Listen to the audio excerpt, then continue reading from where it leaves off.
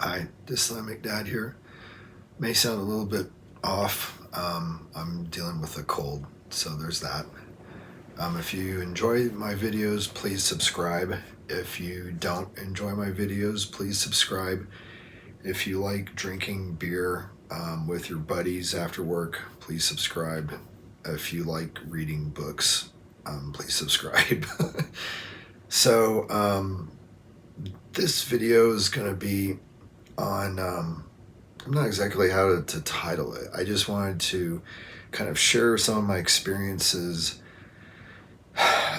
fighting for my rights, fighting for myself during my relationship with the covert narcissist. And again, this is during the relationship. I was deep in the fog. But that said, and I think that a lot of this will resonate with you. I knew something was wrong. For me, after a couple of years of the relationship heading down, I kind of had this, mantra for myself where I needed things to be fun and I needed things to be fulfilling. And if they weren't fun and fulfilling, and to me, that's just like the absolute basics for life, for a relationship. Almost anything. And so there were a lot of times when, if I stopped and thought about it, I was like, no, this isn't fun. This is not fulfilling. And, I started, I had always been in therapy for bipolar and dysthymia, and I started talking with my therapist kind of about some issues with the relationship and stuff. And about the same time, I started familiarizing myself with Stoic philosophy to the extent that you can without diving headfirst and reading all the classics. And there were a lot of similarities between what the Stoics were saying two and a half, 2,500 years ago, and what my therapist was now saying based upon different models of therapy like AEDP, emotional based therapy, that type of thing. So one of them was that I was unhappy a lot of the time with kind of where I felt my ex-girlfriend's mind, my girlfriend at the time, kind of where her mind was at, what it was focused on, to the extent that I was receiving the, attention that I was used to in the relationship, even to the degree of things she said or didn't say when I interacted with her. And it was interesting because my therapist, of all people, who's this very compassionate, very empathetic woman, said, who cares if you're getting your needs met? Basically her argument, and this is where it aligns with Stoicism, is that you shouldn't even consider what goes on in people's heads, and taking that a step forward to to a large degree, not even care about what they say. That at the end of the day, the only thing that matters is their actions and behavior. And it was for me, just the way my mind naturally works, I was very shocking. It was such a different way to look at the world and to look at people and to look at relationships. And I would, I joke with, some of my closer friends. I said, it's just weird to have my therapist of all people say, yeah, you should treat people as robots, basically, where it's just this black box and whatever is happening in their head doesn't matter. It's just in the black box. You don't know what it is. You don't know what they're actually thinking. You don't know what they're actually feeling. And it does not matter. All that matters is their actions. So, for a Stoic, maybe, an odd example, like I'm going to call it Stoic or Stoicism, is that say you have, say your child, and you say, I need you to do the dishes. And they're like, oh, and they start grumbling and complaining and, making a big scene and stuff like that. And they, slowly get up and go and do the dishes. That's all that matters. They don't have to enjoy doing the dishes. If they need to moan and grumble and put on a big scene before they do the dishes, who cares? And that's the thing. I mean, I know a lot of parents, like if their child was, putting on a big scene and grumbling and stuff like that, they would, that would bother them. They say, knock it off. But the thing is, like, if you stop and think about it, it doesn't matter. They don't have to like doing the dishes. They don't have to be quiet, going to do the dishes. They just have to do them. And it's very simple. It's like they either do them or they don't do them. And, I started,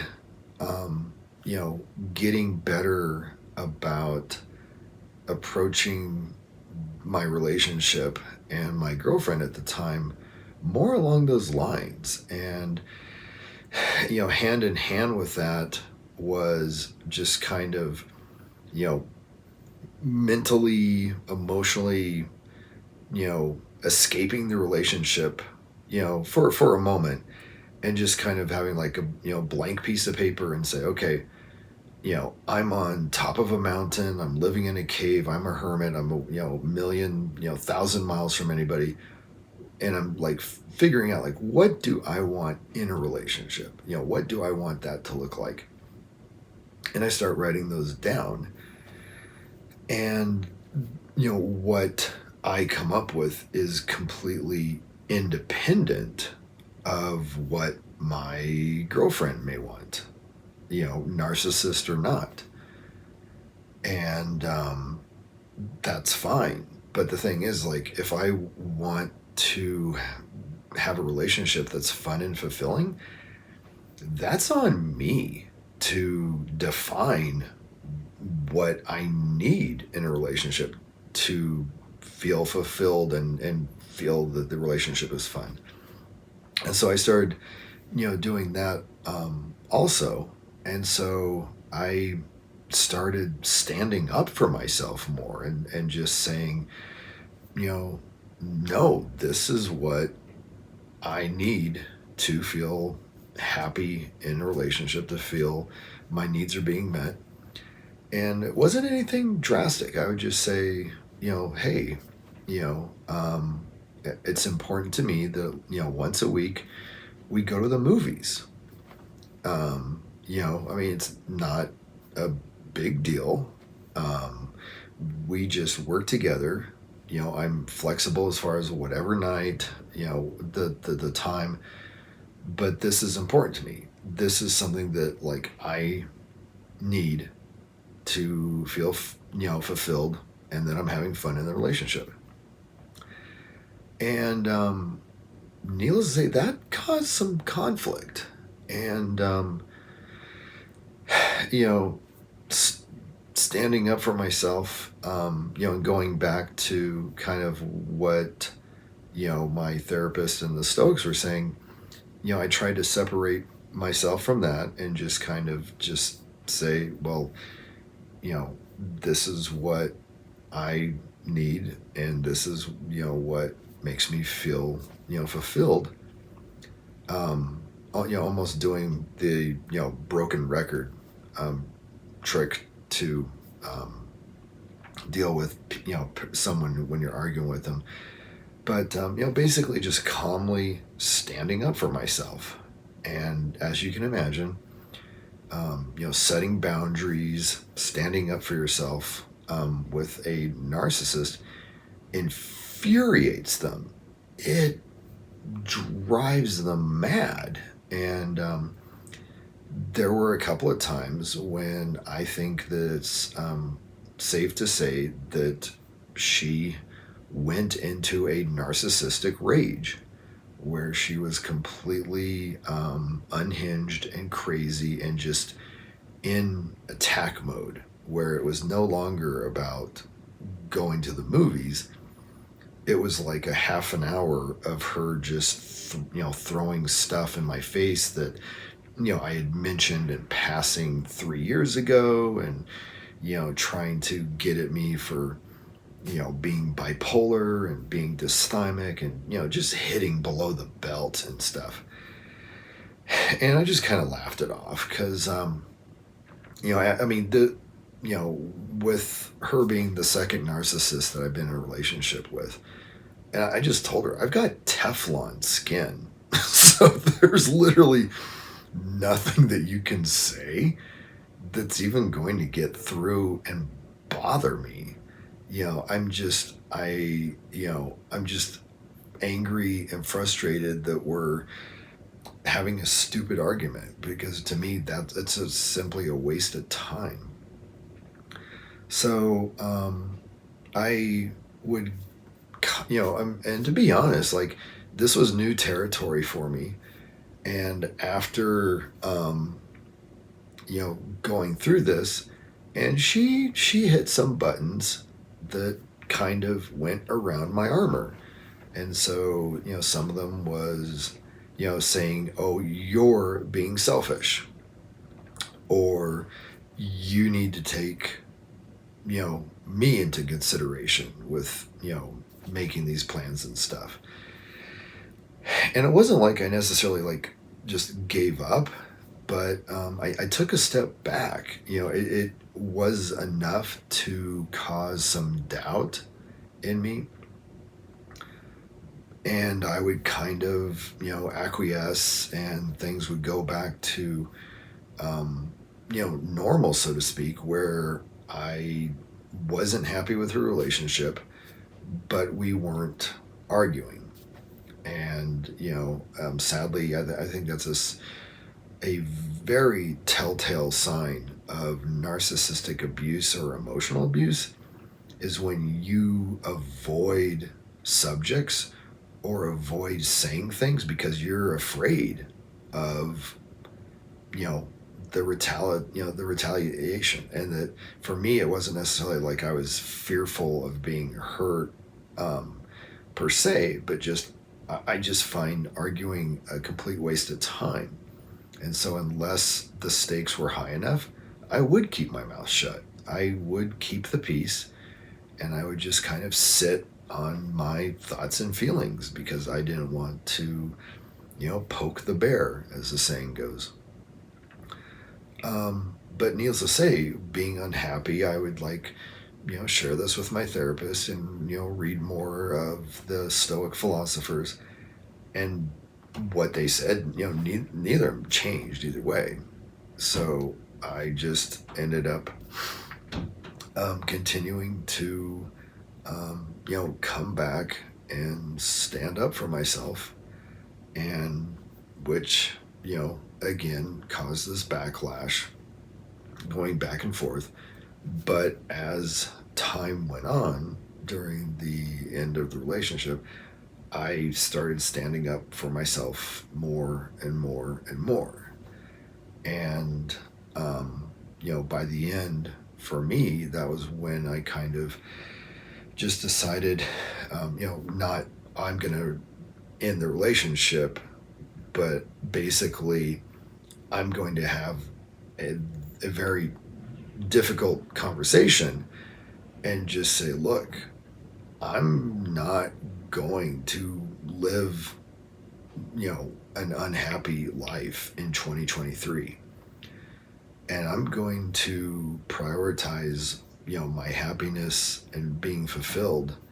And I can do that with you, or I can do that without you.